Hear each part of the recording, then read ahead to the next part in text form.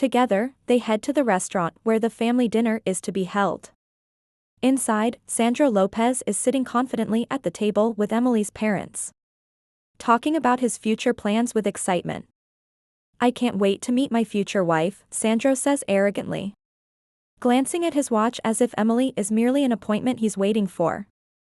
Emily walks into the dining room, John by her side. Sandro looks up in surprise. "What are you doing here?" Emily asks, her voice sharp. Sandro stands up, smiling smugly. "Ah, so you're my future wife. Nice to meet you, Emily." He extends his hand, but she doesn't take it. Emily crosses her arms. "Who is your wife? I don't want to marry you." The mood shifts as Sandro's face darkens. His voice lowers menacingly. "Quit acting high and mighty with me, Emily. What don't you understand? If you don't marry me, I will crush your family's company." Before Sandro can finish his threat, John steps forward and pushes him back. "What do you think you're doing?" John's voice is calm, but there's a deadly edge to it. Sandro's expression changes from anger to pure fear. "And Mr. Hades? I didn't know you were here." John's gaze remains steady. "Get out." Sandro stumbles back, stuttering apologies as he rushes out of the restaurant. His confidence shattered. Emily, still reeling from the scene, turns to John. "Who are you? Why is Sandro so scared of you?" Before John can answer, her father speaks up, his voice filled with shock. "Mr. Hades?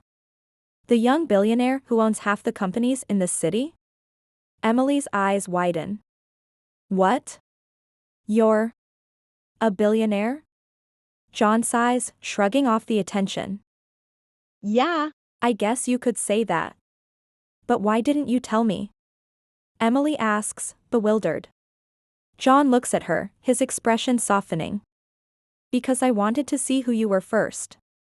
You were looking for someone who wasn't from your world.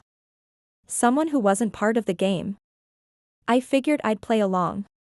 Emily feels a strange sense of relief wash over her. For the first time in her life, she had met someone who didn't care about her money or status. As the evening winds down, Emily's father stands in disbelief, watching the man who had saved their company effortlessly push Sandro Lopez out of the picture. "Mr. Hades," he says, his voice still trembling with awe. "I had no idea." John cuts him off. "You don't need to know everything about me, Mr. Price. But one thing is for sure. Emily will not marry someone she doesn't want to." Emily smiles for the first time that night, feeling the weight of her family's expectations lift from her shoulders. As she and John leave the restaurant, she glances up at him, feeling a spark of something real, something new.